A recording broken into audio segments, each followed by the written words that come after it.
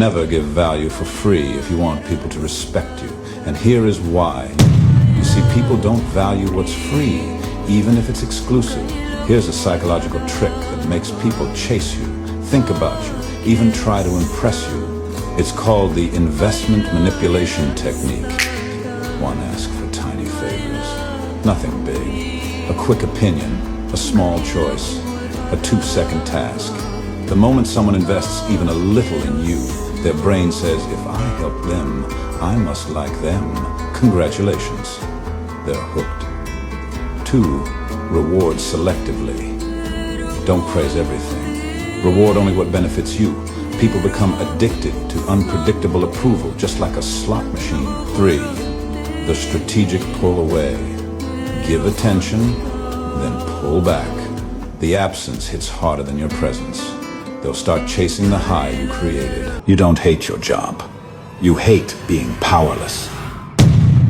You see, you work harder than required. Paid less than promised. Praised just enough to keep you quiet. They call it a career. It's containment. You're told to speak up, then punished for honesty. Promised growth, then passed over for obedience. You're not exhausted from work. You're exhausted from realizing your effort doesn't change your position. Sunday feels heavy. Quitting feels impossible. Not because you're weak, but because you're more useful obedient than free. You want to learn how to break free?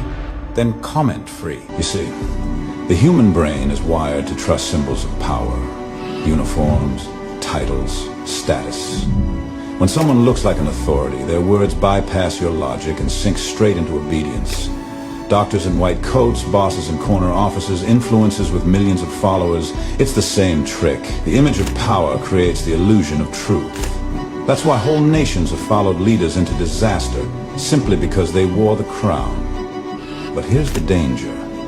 If you don't question authority, you're not making choices. You're outsourcing them.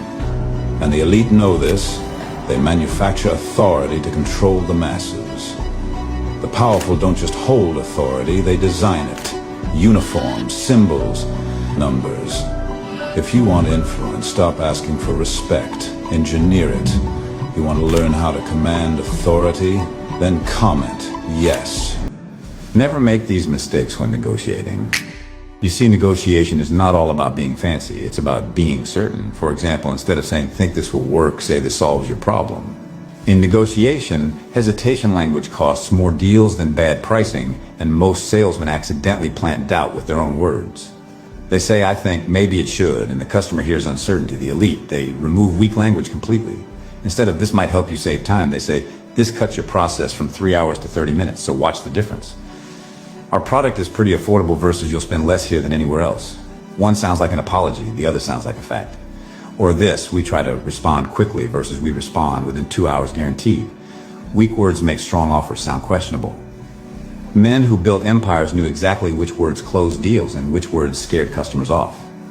If you are not following House of the Elite, you might never see us again. Do you know how to find the rat in your organization? Feed them a lie. Leaks are inevitable. But accusing people based on vibes creates chaos. You need proof. Execute the canary trap. Take your 3 suspects. Pull them aside individually. Tell suspect A you are acquiring a competitor. Tell suspect B you are slashing the Q1 budget. Tell suspect C you are firing the VP of sales. Then, silence. When the rumor eventually hits your desk, and it will, the specific lie they repeat is a fingerprint. If the office is panicking about the budget, you know exactly who talked. You didn't just catch a spy. You controlled exactly what they leaked. You can brainwash someone into doing exactly what you want and make them thank you for it. Here's the secret.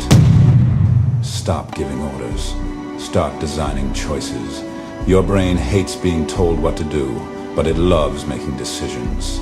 The trick is you control all the options.